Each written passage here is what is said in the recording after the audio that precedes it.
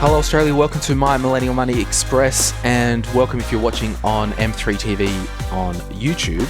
Today I've got a very, very, very special guest. The first time ever that this individual has been on My Millennial Money Express. Welcome, John Pidgeon. Wow, what a pleasure it is. Well, the pleasure is all yours, absolutely. So thank you, John, for joining me today on my little podcast called M3X. Yes, and it is Express, so we better get into things. It. So let's chat about this JobKeeper payment. As a small business owner yourself, initial thoughts on this? Great initiative by the big fella. I think it's given incentive for businesses not to stress out about their employers so much. 'Cause I spoke to a good friend of mine last week, and he was in a position where he had to basically put 10 off straight away. And I don't think there'd been there hadn't been a release about JobKeeper, Job Seeker. There's lots of EKers going on. But so he's like, well, I really feel bad for the families, but our business has basically lost 90% of its income. Wow. So I've got no choice. Wow. So talking to him yesterday, that he's got some real comfort around the fact that these guys, if they get jobs elsewhere, he's still able to pay them through that payment system, which is great. Right. So I guess how it works, we'll just recap the high level.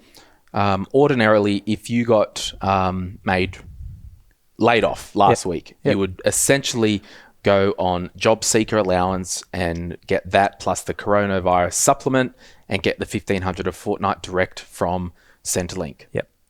But now what they've done is the government have said if your business drops its revenue by 30%, or if you have a business that generates over $1 billion a year and that drops to less than 50%, you're entitled to have the JobKeeper allowance. Now, the long and the short of it is, and I think it's actually more strategic and smart by the government, because either way, if you've lost your job, you're going to get the $1,500 a fortnight. Yes. So at least a couple of things. The government is outsourcing some of the work to the business owner and the ATO. Yeah. So completely different than Centrelink. Yeah. So it will take a lot of the pressure off Centrelink. So I think, first and foremost, it's just an outsourced operation by the government, which I think is smart to give Centrelink some breathing space. Yeah. Because ordinarily, Centrelink just deals with people who aren't employed. That's right. Yeah. So what will happen is, if you were laid off temporarily, or it looks like you might be laid off, your employer can register to be a job keeper. Yep. And essentially, they will receive $1,500 a fortnight to pay for any staff that are full-time employees, part-time employees, sole traders can get it, or if they're a casual worker that have worked with that business for over 12 months. Yeah. So a couple of things there. If, for example, and like anything that we do, and if you go back and listen to the episode we did with Brian Parker, the economist, on My Millennial Money, he talks about when you need to make a big splash, it can't ever be perfect, and it won't be perfect. Yeah. So there will be winners and losers. Yeah. So the JobKeeper payment will see winners and losers. An example, if you're working part-time for a company, doing 3 hours a week at the moment, and ordinarily you would get $400 a fortnight, you've just got a whopping big pay rise. You're cleaning up. Yeah, which is fine, because when the governments do this, the main reason they do it is to keep the economy going, and the economy moves. It's like water rolling down a hill. It's just got to keep moving. Yeah. Okay, so they know that people will probably end up spending this money anyway, which will keep the wheels greased. Yes. So you could actually get a pay rise if you're in that situation. However, if you are earning $2,000 a fortnight, okay, the employer must pass on that $1,500 and still top up your wage.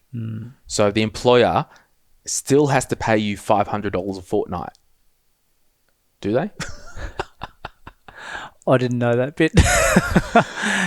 Well, that's what I read. Let me have a look. And but is that in the event that they've let them go? No, if they've retained them.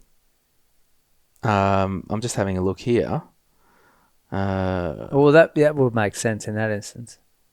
Because there's two scenarios. There's letting them go and keeping them. So how the rules change based on that. I know in the first example, if you let them go, they can still get their 1,500. Yes. And you don't have to top them up, obviously, No, because that's you've let right. them go. Exactly. But I'm just reading the bullet points here on the process. Yes, if an employee ordinarily receives less than 1,500, their employee must pay a minimum of that 1,500 per fortnight. Yeah.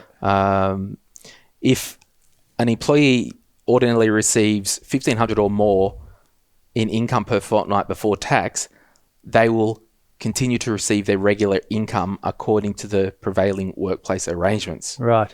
This JobKeeper payment will assist their employer to continue operating by subsidising all or part of their employee income. I would say there's a lot of employees that have just been reduced to $1,500 a fortnight. That's right.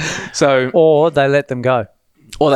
Yeah. But the long and the short is, that's right. So if someone did earn $2,000 a fortnight, if they were continuing to do the same hours, the employer would have to top up that $500. Yeah. But the government just doesn't want employees to not get the full 1,500. Yeah, that's right. Like it's a complete flow through. Yeah. So the business, as you said, the business owner is doing all the hard work to get the money paid to the employee. So if you've already been stood down, it's okay. You're still eligible and you still may be on the books, but your employee just has to rehire you to get the payment. But in the meantime, you can go and get a supplement income elsewhere. Yes. Still get the payment and then come back, but they need to be rehired. That's right. But it's important to note that you can't get JobSeeker and the coronavirus supplement of $1,500 a fortnight and the JobKeeper payment. And we're told in the background, the government will work out and only do if you're registered as a recipient of JobKeeper. You wouldn't be able to get the coronavirus supplement. And I don't think there would be too many circumstances that people have double dipped because realistically, the job seeker and the corona supplement hasn't even really started yet anyway. No. Yeah. I'd hate to see this happen 20 years ago when we didn't have the technology online to facilitate either. Yeah, it'd be horrendous in a time past where there was no technology. Yeah. So another question. If you have two employers, you would have to elect one employer for them to apply the JobKeeper payment for it to flow through. And that's a good thing about the 1,500 across the board, isn't it? You can't manipulate the system. It's 1,500 black and white. Whereas like people are saying, it needs to be relative to what the person's earning. Well, the government's made it simple. And I think it's actually fair and equitable for everyone this time around. Yeah. But if you go to treasury.gov.au/coronavirus, there's a heap of fact sheets that are in everyday language. Yes. But there's a couple of questions in the Facebook group. And first and foremost, I don't know anything about Centrelink or government benefits. And this is me neither. 2-week-old, less than quarantine coronavirus craziness. So this is all fresh. Yep. And I would encourage you to speak to your employer about your own personal circumstances. One good thing is with the government benefits, the government increased the spouse income threshold to about 79,000 or call it 80K. So if Amy got laid off, she could still get the job seeker and the coronavirus if your income was under $80,000. Yeah. So that's a good thing as well for couples. But so I just laid her off 2 days ago. Oh, did you really? Trouble in paradise. Now, we don't know your exact situation, and this is just a bit of a chat to have a conversation about this. Yeah. I think it's a good idea. Yeah. But Bethany in the Facebook group asks, does anyone know what happens with JobKeeper payments and workers' compensation? I've been let go, but I'm still getting paid $400 a fortnight for workers' comp, and I'm still on the books. It says that my employer must pay a minimum of $1,500 a fortnight before tax. I've been part-time employee for 2 years, so I'm hoping that would be eligible. Look, again, don't take this as gospel, Bethany, but I think you've just got a pay increase. Yeah, you're entitled to the 1,500 the way that reads. Yeah. Because your workers' comp could stop tomorrow. Yeah, that's right. So I think let me think. That's a good question, actually, because does the employer need to continue to pay workers' comp in that instance? Maybe that's too complex for us to answer. Yeah, let me just think on that for 1 second. Let's just assume that they were ordinarily paid $400 a week or a fortnight for workers working as a job. Yeah.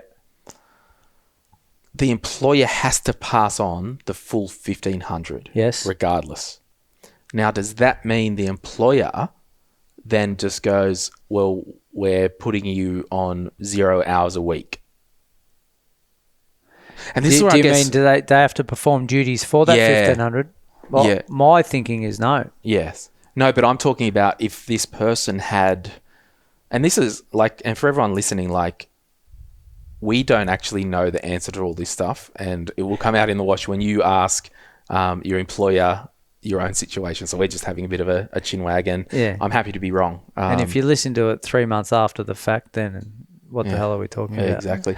No, but okay. So example, workers' comp aside, this individual is working, earning $400 a fortnight. They're at a corner store or at Woolworths. We'll just go Woolworths. They're a checkout person at Woolworths, earning $400 a fortnight. Now, if Woolworths apply for JobKeeper, they would have to pass on that $1,500 a fortnight, and the employee would receive that. Yeah. Now, Woolworths still needs a checkout person. Yes. Now, does that person still get the $400 from Woolworths? Or does Woolworths say, we're absorbing that and we're just paying you the $1,500 because you are under the $1,500? Let me just open this fact sheet again.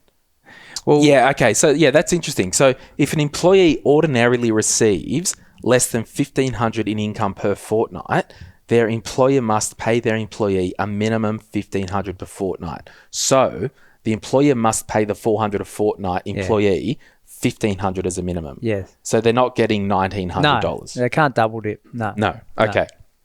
So, if we apply that to the workers' comp... Yeah. Does the workers, and I have not done a workers' comp claim in over 10 years. Does anyone know, does the workers' comp pay the employee direct, or does it go through the employee's bank account? No, beyond my realms. See, we've got no idea. This is just I don't deal with it enough. Way too complex. The other observation or query someone... All I know is she will at least get $1,500. She's guaranteed $1,500. Can the business decide not to claim JobKeeper payment? Yes. So it's at the discretion that the employee must be nice to the employer in order to get their $1,500. Yes. Right. The other thing is, as a business owner, someone asked me the other day, well, what if I was never paying myself a wage, but I'm just taking drawings from the business, right? Which is quite common for a lot of small business owners. The answer to that is yes, you're still entitled to it. You've been working for the business for longer than 12 months, and you're taking income from the business. If it has dropped 30% revenue. Yeah, as long as it fits the criteria. Yeah. I mean, I've applied for it for Nath, our editor. Yeah, okay. He'd be stoked. Well, yeah. Well, no, he gets more than that. What up, Nath? He's over. Is that a payroll? So, you've just doubled your pay, Nath. Yeah, he's got a bloody pay rise. But I honestly, I don't want him to stop working full time. No. So he will work business as usual. Yeah. And I will just get supplemented from the government for keeping him in a job. That's right. Now, I've got the option to say to Nath, hey, you're only doing 4 days a week now, or whatever it is, to get him down to the 1,500. Yeah. But I don't want to slow down with the work that we're doing. Well, and again, as long as your business has taken a 30% haircut. Exactly. And I think it has. Now, question, which I don't know the answer to. Yes. I'm hoping you do. Probably don't. When is the 30% taken from and to? Let's have a look here. Because I was thinking it'd be just on that quarter basis. It would have to be. It would have to be the first quarter of the year, wouldn't it? But it didn't come down until, call it February, early March. And in that case, you've already had half of that quarter completed in good times. So... okay. To establish that a business has faced a 30% or 50% fall in their turnover, most businesses would be expected to establish that their turnover has fallen in the relevant month or 3 months, depending on the natural activity statement reporting period of that business relative to their turnover a year earlier. Right. Where a business was not in operation a year earlier, or where the turnover a year earlier was not representative of the usual average turnover, the tax commissioner will have discretion. So I'll give you an example. That's loose at best. Yeah, I mean, and it goes back to they're going to be just throwing money everywhere. Yeah. Because I'll give you an example, and I don't mind sharing this as a business owner. So I was operating the podcast business through my family trust. In February, I decided to create a company to run the podcast business out of. And for those listening, the shares in that company are owned by my family trust. And on the 1st of March, I employed Nathan, the editor, as a full-time employee. And then on the 1st of April, I've registered for GST for the company. Yeah. And as at the 1st of April, I've started to cut over all revenue to land into the new company. Yep. Okay. Now, I've got an issue which I will need the tax commissioner's discretion, because employees that will receive the payment that was on their books on the 1st of March, he started on the 1st of March, so... So I need the discretion. He's over there having a giggle, isn't he? Yeah. I need the tax commissioner's discretion, because the entity that Nathan's employed in on the 1st of March had zero revenue because it was only established 10 seconds before. But he hasn't been here 12 months. No, but he's not casual. He's full-time. So he was full-time on the 1st of March. Yeah, so that gives an exemption to the 12-month rule if you're full-time or part-time, or just full-time? Part-time, yeah. Permanent part-time, full-time. Yeah. But if you're a casual, so if I employed him casually, 5 days a week, 4 days a week or whatever, one, I'd be breaking the law because he'd be deemed employee, but for the sake of this, he wouldn't be eligible. I wouldn't be eligible for the JobKeeper payment. Yeah. So I've got to basically build a case to show, hey, this was the revenue through my family trust over the last quarter or the last month, and here was the revenue. I mean, I don't think it's going to be hard for people to... No, but you just need to get your head around it, don't you? Yeah. So as a business owner, as an employee, you need to understand But I just think it's totally amazing, because for me, as a small business owner, like many of you out there listening, it's a really nice help at this time, because it keeps us happening and going. Well, totally. And politics aside, whether you're Liberal, Labor or otherwise, I think it's everyone's got a little bit of a benefit from in one way, shape or form. Whether you're a business owner, unemployed, employed, retrenched, whatever it may be, you've had a little win somewhere. Yeah, and I mean, I was just over lunch, I was thinking to myself, like, I honestly... It's crazy that what's happening is happening under a Conservative government. Yeah. And I think they've just had to. Because, again, I keep saying all bets are off. Yeah. It's just about keeping the economy afloat. Yeah. But did you know, John, when in the GFC, how Kevin Rudd gave everyone $1,000, and it was, and I've got a thing on my phone, I'll tell you exactly, and then we'll answer one more question about this job. And again, everyone listening, we don't actually have the answer. You've got to just speak to your employer about your situation. And as you see, we've got our own businesses and we're still a little bit confused because it's so new, but there's a fact sheet it's pretty good and there's some examples on there. I'm just probably ill prepared as usual. Well, and no one's gone and claimed yet. So, like, Yeah. When can you claim, by the way? Well, they'll backdate it. They said updates, but I haven't Yeah, received so any it'll be updates yet. backdated to the 1st of March. Yeah. Anyway. Oh, okay. The subsidy will start on the 30th of March, with the first payments to be received by employees in the first week of May. Businesses eligible to register from the 30th of March on the ATO website. Yep. I did read somewhere they are backdating it.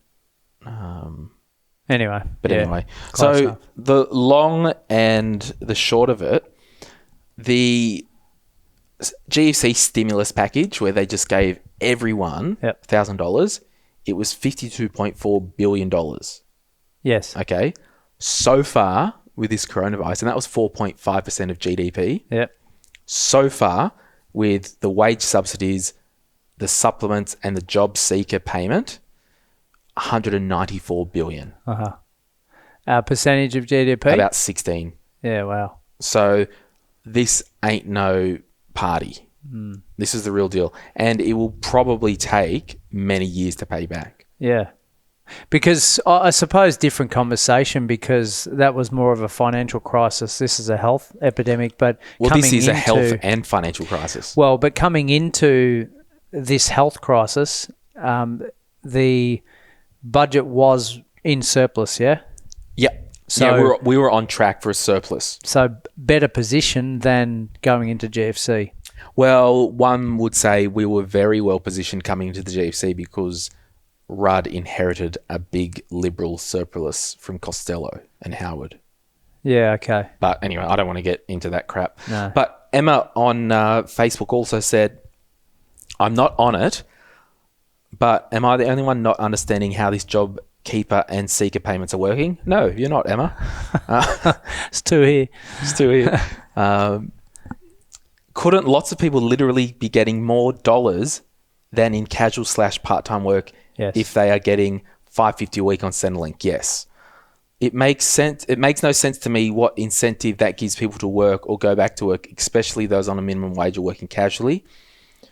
Do you need to have under a certain amount of savings to go on Centrelink? I could be wrong. Someone please explain, because this system seems not right and unfair to those who are underemployed. So there were 70 comments on that. But again, we need to go back to, it's about flooding the economy with cash. Yeah. And there will be winners. And the government know that without discriminating, they give it to those that are most vulnerable to spending it, they'll spend it. Well, they need to because they don't have any money, really. Yeah, no. So you're saying if you're actually unemployed, I'll make someone up, right? Because this person doesn't listen to our podcast. Yeah. It's a person who is a dole bludger. Yeah. Who just fills out the job seeker forms every week. Yeah. He's a professional dole bludger. Yes. Doesn't have any intention to go to work. Yep. They've just basically had a bonus $1,500 cash payment. Yeah. And an extra $5.50 a week coronavirus supplement. Their life isn't any worse off because of this, because they weren't working anyway, Nope. but they've got a pay rise from the government. But that person will go and spend that money. Much more likely to spend it, all of it, Yes. than someone that's maybe a bit more savvy about their financial position, I suppose. Yes. Which is why, in my mind, for business owners, the government is saying, well, we'll give you a credit in the ATO portal system. We won't hand it to you as such because we know you probably won't spend it. And I mean, if, for example, and the reason the government will get 10% back in GST anyway. Yeah. So someone will go and buy a new thing from JB Hi-Fi. Yeah. 10% of it will go back to the government anyway. Yeah. But again, economists, they just look at the big charts and the big pictures. Yeah. Like even with the health stuff, they go, in America, there might be 100,000 people die or 150,000. They can't actually look and go, Auntie Betty's going to die. Yeah. Uncle Brian might die. Johnny will die. Yeah. Because there's no time for that. There's just got to be broad brushstrokes. Yeah, and I think they've done that public quite policy. well. But yeah, I must confess, they've handled this better than what I thought. Yeah, when I was listening to Brian Parker on that podcast we did with him, I was like nervous about. He was saying there's so much reliance on the government for this to, basically saying if the government does good, we get over this thing quick. If the government doesn't do good, it drags out for months. And even this thing changes so much. At the time of recording today, the government, I don't know if you saw, they're announcing free childcare. Oh, I just saw that pop up. Yeah, so if you're if you have to be an essential worker, so you might be a nurse or work at Woolworths or a doctor, and you have childcare for your kids, they're basically going to pay for childcare throughout this period, free childcare. Yeah, which is going to help the childcare shares that I've got. Yeah, you filthy capitalist pig, get off my podcast. So guys, again, sorry that we haven't really maybe nailed it on the head, but just high level things. You have to get at least the $1,500 a fortnight. Yeah. So you might get a bit of a pay rise for 6 months. That's okay. It's not going to change your life. You might end up with less money through this period. That's okay. We're all in this together. There's winners and losers. You might get less money, but you might not get coronavirus and die. Yeah. The person who gets more money might die from coronavirus. There's no equals in life. No. Or are we all equal? I don't know. Well, we're in a fortunate country, I believe. Yes. More so than most others around the world. Totally. So jump into the Facebook group, and thanks for watching on M3 TV, and we'll keep you updated in there. See ya. See ya.